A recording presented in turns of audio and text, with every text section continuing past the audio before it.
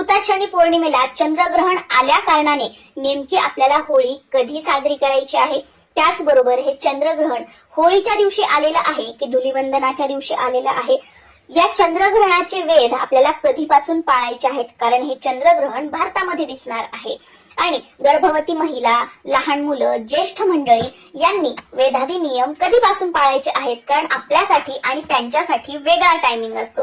त्याचबरोबर चंद्रग्रहणाचा स्पर्श, चंद्रग्रहणाचा मोक्ष आणि ग्रहणाचा पुण्यकाळ सुद्धा मी तुमच्यासोबत शेअर करणार आहे। होळी, धुलीवंदन आणि चंद्रग्रहणाबद्दल संपूर्ण माहिती या एकाच व्हिडिओमध्ये तुम्हाला मिळून जाईल, त्यामुळे व्हिडिओ हा शेवटपर्यंत नक्की बघावा। आणि सर्वात महत्त्वाचं, चंद्रग्रहण काळामध्ये आपल्याला कोणकोणत्या सेवा करायच्या आहेत हे सुद्धा याच व्हिडिओमध्ये मी तुमच्यासोबत शेअर करणार आहे।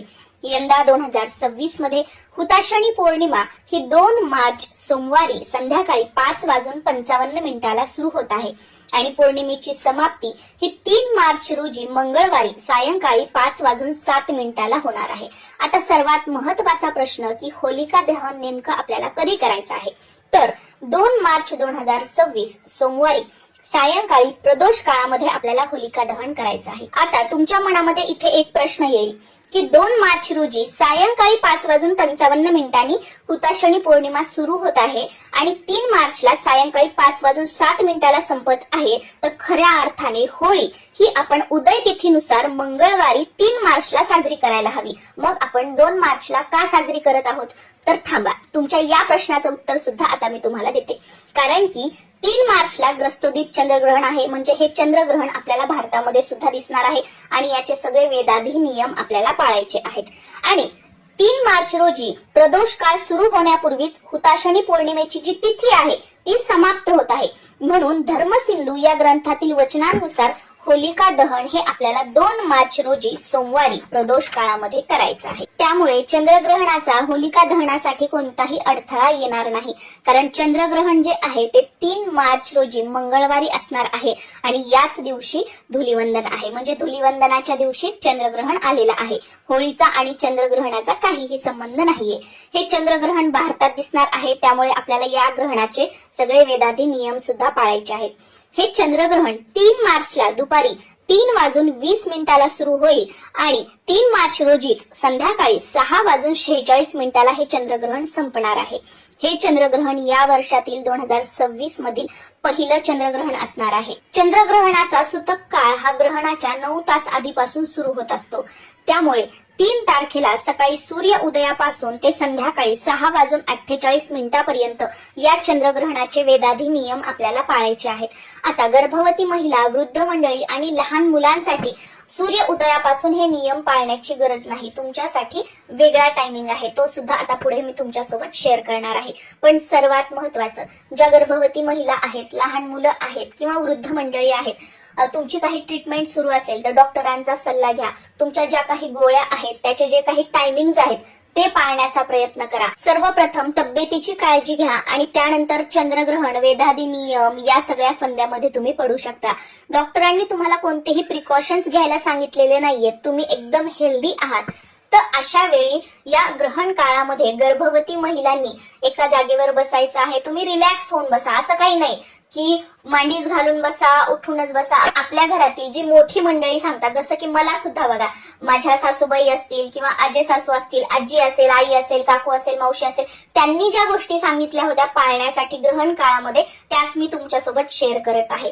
रिलॅक्स आपण बसू शकतो, बाथरूमला जायचं आहे, टॉयलेटला जायचं आहे, फक्त ग्रहण काळामध्ये आपले बोटं मोडायचे नाहीयेत, चाकूने, विळीने काही चिरायचं नाहीये, कात्रीने काहीही कापायचं नाहीये, पायाची आडी घालून बसायचं नाहीये किंवा कोणाची वेणी घालायची नाहीये, आपण स्वतः आपली वेणी घालायची नाहीये, केस विंचरायचे नाहीयेत, ग्रहण बघायचं नाहीये, झोपायचं नाहीये, या गोष्टी करायच्या। बाकी आपण घरामध्ये चक्रा मारू शकतो, फिरू शकतो, रिलॅक्स बसू शकतो, तुम्ही बेडवर बसा, सोफ्यावर बसा, चेअरवर बसा.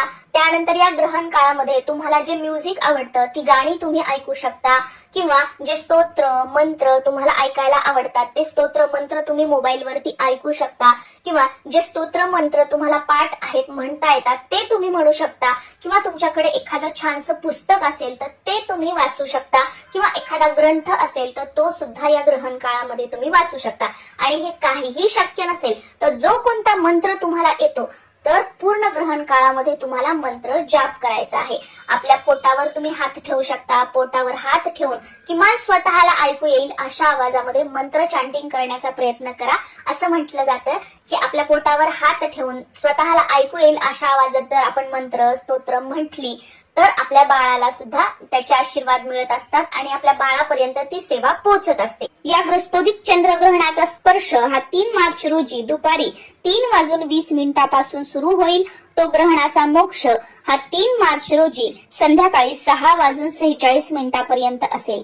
या चंद्रग्रहणाचा पुण्यकाळ हा 3 मार्च रोजी सायंकाळी 6:20 पासून ते संध्याकाळी 6:46 पर्यंत असणार आहे. या ग्रहण काळामध्ये जी ही मंत्र स्तोत्र तुम्हाला पाठ आहेत ती तुम्ही म्हणू शकता. जर तुम्ही गुरुमंत्र घेतलेला असेल तर त्या गुरुमंत्राचा जप सुद्धा तुम्ही या ग्रहण काळामध्ये करू शकता. तुम्हाला जर एखादा मंत्र सिद्ध करायचा असेल तर तोही तुम्ही या ग्रहण काळामध्ये करू शकता, किंवा जी मंत्र स्तोत्र तुम्हाला मोबाईलवर ऐकायला आवडतात तर तीही तुम्ही ऐकू शकता, किंवा टीव्हीवर मोबाईलवर घरात मंत्र स्तोत्र लावून ठेवा. म्हणजे सगळ्यांच्याच ती कानी पडतील आणि आपल्या घरामध्ये मंत्र स्तोत्राचे जे ध्वनी आहेत उच्चार आहेत ते पसरतील आणि त्यामुळे घरातील वातावरण सुद्धा सकारात्मक राहील, प्रसन्न राहील. ग्रहण काळात आपण जे शिजवलेलं अन्न आहे, जे साठवलेलं पाणी आहे त्या सर्वांवर तुळशीपत्र ठेवायचं आहे. ग्रहण संपल्यानंतर घरातील सर्वांनी स्नान करायचं आहे. स्नान करताना आंघोळीच्या पाण्यामध्ये जर तुमच्याकडे गंगाजल असेल तर थोडं थोडं गंगाजल सर्वांच्या आंघोळीच्या पाण्यात टाकायचं, त्या पाण्याने स्नान करायचं आहे. किंवा तुमच्याकडे गोमूत्र असेल तर एक एक थेंब गोमूत्र आंघोळीच्या पाण्यामध्ये टाकायचं आणि त्या पाण्याने स्नान करायचं आहे.